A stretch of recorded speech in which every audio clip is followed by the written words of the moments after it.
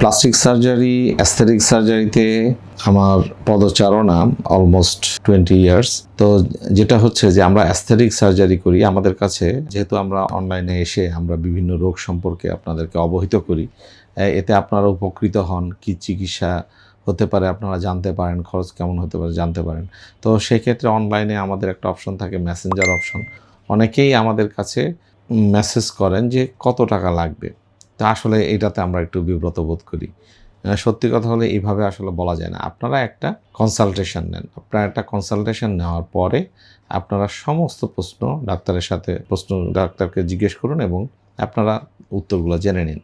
তাতে আপনার উপকার হবে। কিন্তু আপনি অনলাইনে যদি এভাবে মেসেজ দেন, স্যার আমার ব্রেস্ট অগমেন্টেশন করতে কত টাকা খরচ হবে? এখন ব্রেস্ট অগমেন্টেশন কেন লাগে?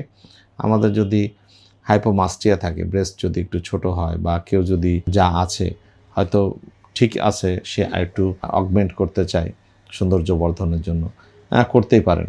তো সেইটা আমাদের অ্যাসেসমেন্টের দরকার আছে, আমাদের ক্লিনিক্যাল এক্সামিনেশনের দরকার আছে। কেন দরকার? কারণ আমরা যে ইমপ্ল্যান্টটা সাজেস্ট করব সেটা সাইজ কত সেটা নির্ধারণ করতে হবে। তারপরে হচ্ছে যে এর কমপ্লিকেশন কী হতে পারে, অপারেশন প্রসিডিওর কীভাবে হতে পারে, অনেক কিছু বিষয় আলোচনার আছে। তারপরে খরচ।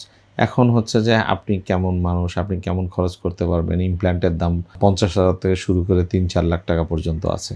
তা আপনি কেমন করতে পারবেন সেটা অনুযায়ী অ্যাকচুয়ালি চিকিৎসার খরচটা নির্ভর করে। হসপিটাল স্টে কয়দিন লাগতে পারে, হ্যাঁ, সার্জন কেমন, তার এক্সপার্টিস কেমন, তার এক্সপেরিয়েন্স কেমন, সেই অনুযায়ী চার্জ ভ্যারি করতে পারে।